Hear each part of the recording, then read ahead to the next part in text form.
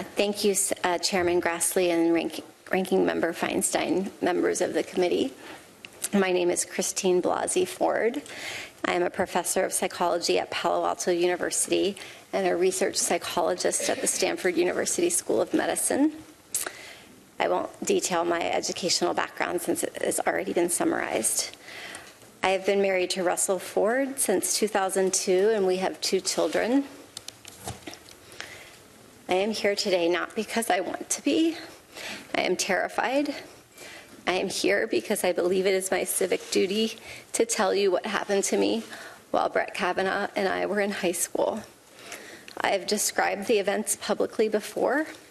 I summarized them in my letter to Ranking Member Feinstein and again in a letter to Chairman Grassley.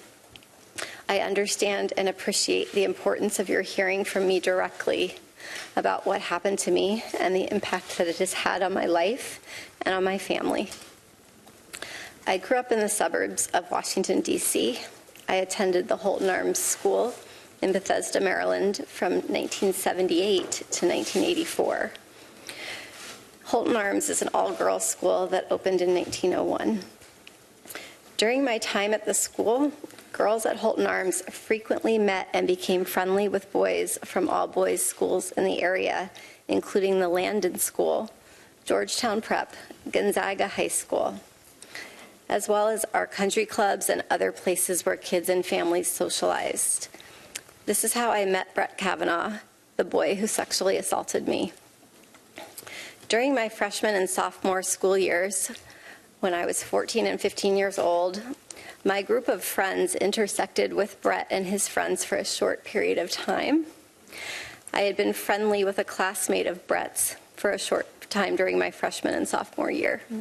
And it was through that connection that I attended a number of parties that Brett also attended.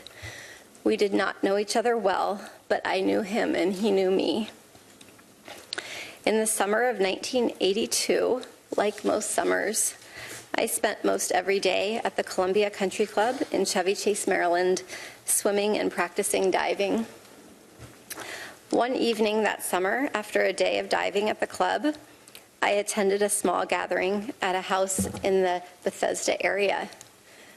There were 4 boys I remember specifically being at the house: Brett Kavanaugh, Mark Judge, a boy named PJ, and one other boy whose name I cannot recall.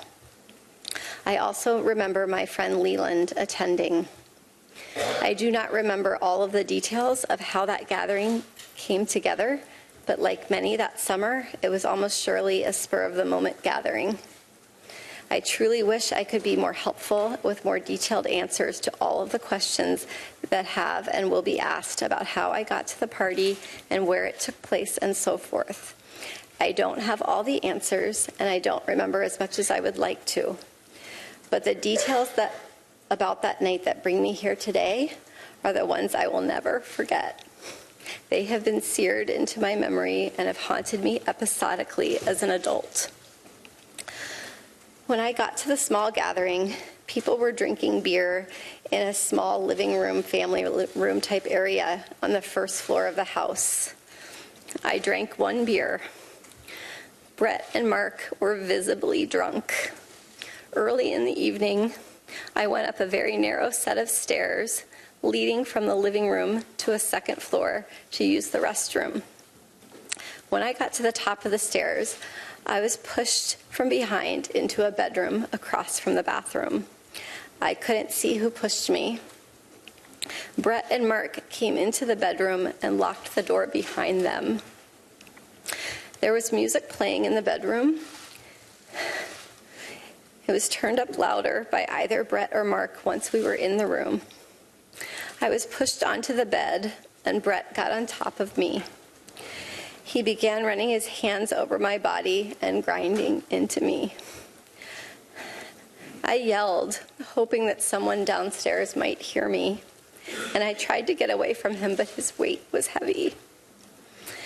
Brett groped me and tried to take off my clothes. He had a hard time because he was very inebriated and because I was wearing a one-piece bathing suit underneath my clothing. I believed he was going to rape me. I tried to yell for help. When I did, Brett put his hand over my mouth to stop me from yelling. This is what terrified me the most and has had the most lasting impact on my life. It was hard for me to breathe, and I thought that Brett was accidentally going to kill me. Both Brett and Mark were drunkenly laughing during the attack. They seemed to be having a very good time. Mark seemed ambivalent, at times urging Brett on, and at times telling him to stop. A couple of times I made eye contact with Mark and thought he might try to help me, but he did not. During this assault, Mark came over and jumped on the bed twice while Brett was on top of me. And the last time that he did this, we toppled over and Brett was no longer on top of me. I was able to get up and run out of the room. Directly across from the bedroom was a small bathroom. I ran inside the bathroom and locked the door. I waited until I heard Brett and Mark leave the bedroom, laughing, and loudly walk down the narrow stairway, pinballing off the walls on the way down. I waited, and when I did not hear them come back up the stairs, I left the bathroom, went down the same stairwell, through the living room, and left the house. I remember being on the street and feeling an enormous sense of relief that I had escaped that house and that Brett and Mark were not coming outside after me. Brett's assault on me drastically altered my life.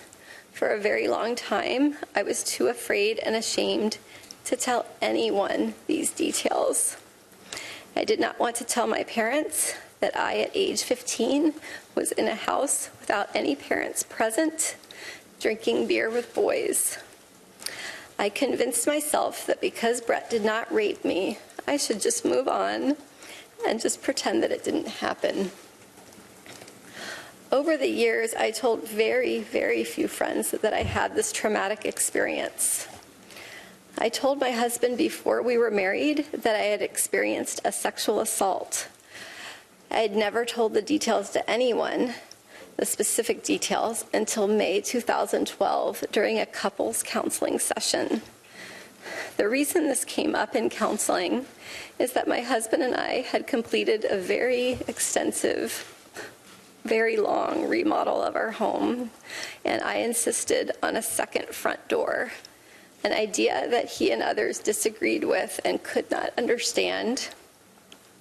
In explaining why I wanted a second front door, I began to describe the assault in detail. I recall saying that the boy who assaulted me could someday be on the U.S. Supreme Court, and spoke a bit about his background at an elitist all-boys school in Bethesda, Maryland. My husband recalls that I named my attacker as Brett Kavanaugh. After that May 2012 therapy session, I did my best to ignore the memories of the assault, because recounting them caused me to relive the experience and caused panic and anxiety. Occasionally, I would discuss the assault in an individual therapy session, but talking about it caused more reliving of the trauma, so I tried not to think about it or discuss it. But over the years, I went through periods where I thought about the attack. I had confided in some close friends that I had had an experience with sexual assault. Occasionally, I stated that my assailant was a prominent lawyer or judge, but I did not use his name. I do not recall each person I spoke to about Brett's assault, and some friends have reminded me of these conversations since the publication of the Washington Post story on September 16, 2018. But until July 2018, I had never named Mr. Kavanaugh as my attacker outside of therapy. This changed in early July 2018. I saw press reports stating that Brett Kavanaugh was on the short list of a list of very well-qualified Supreme Court nominees. I thought it was my civic duty to relay the information I had about Mr. Kavanaugh's conduct so that those considering his nomination would know about this assault. On July 6th, I had a sense of urgency to relay the information to the Senate and the President as soon as possible before a nominee was selected. I did not know how specifically to do this. I called my congressional representative and let her receptionist know that someone on the President's shortlist had attacked me. I also sent a message to the encrypted Washington Post confidential tip line. I did not use my name, but I provided the names of Brett Kavanaugh and Mark Judge. I stated that Mr. Kavanaugh had assaulted me in the 1980s in Maryland. This was an extremely hard thing for me to do, but I felt that I couldn't not do it. Over the next 2 days, I told a couple of close friends on the beach in Aptos, California, that Mr. Kavanaugh had sexually assaulted me. I was very conflicted as to whether to speak out. On July 9th, I received a return phone call from the office of Congresswoman Anna Eshoo after Mr. Kavanaugh had become the nominee. I met with her staff on July 18th and with her on July 20th, describing the assault and discussing my fears about coming forward. Later, we discussed the possibility of sending a letter to Ranking Member Feinstein, who is one of my state's senators, describing what occurred. My understanding is that Representative Eshoo's office delivered a copy of my letter to Senator Feinstein's office on July 30th. The letter included my name, but also a request that it be kept confidential. My hope was that providing the information confidentially would be sufficient to allow the Senate to consider Mr. Kavanaugh's serious misconduct without having to make myself, my family, or anyone's family vulnerable to the personal attacks and invasions of privacy that we have faced since my name became public. In a letter dated August 31st, Senator Feinstein wrote that she would not share the letter without my explicit consent, and I appreciated this commitment. Sexual assault victims should be able to decide for themselves when and whether their private experience is made public. As the hearing date got closer, I struggled with a terrible choice. Do I share the facts with the Senate and put myself and my family in the public spotlight? Or do I preserve our privacy and allow the Senate to make its decision without knowing the full truth of his past behaviors?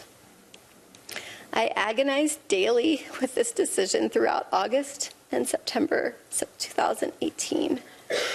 The sense of duty that originally motivated me to reach out confidentially to the Washington Post and to Anna Eshoo's office when there was still a list of extremely qualified candidates, and to Senator Feinstein was always there, but my fears of the consequences of speaking out started to exponentially increase.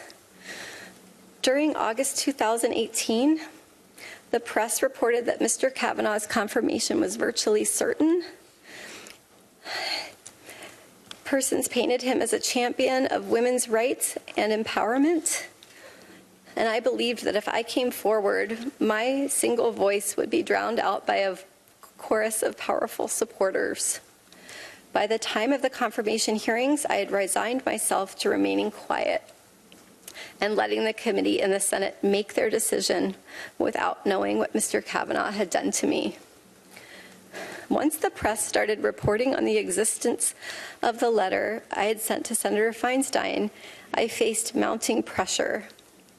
Reporters appeared at my home and at my workplace, demanding information about the letter in the presence of my graduate students. They called my bosses and coworkers and left me many messages, making it clear that my name would inevitably be released to the media.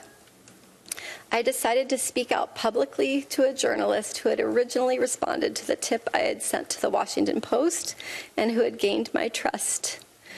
It was important for me to describe the details of the assault in my own words. Since September 16th, the date of the Washington Post story, I have experienced an outpouring of support from people in every state of this country. Thousands and thousands of people who have had their lives dramatically altered by sexual violence have reached out to share their experience and have thanked me for coming forward. We have received tremendous support from our friends and our community. At the same time, my greatest fears have been realized, and the reality has been far worse than what I expected. My family and I have been the target of constant harassment and death threats, and I have been called the most vile and hateful names imaginable. These messages, while far fewer than the expressions of support, have been terrifying and have rocked me to my core. People have posted my personal information and that of my parents online on the internet. This has resulted in additional emails, calls, and threats. My family and I were forced to move out of our home.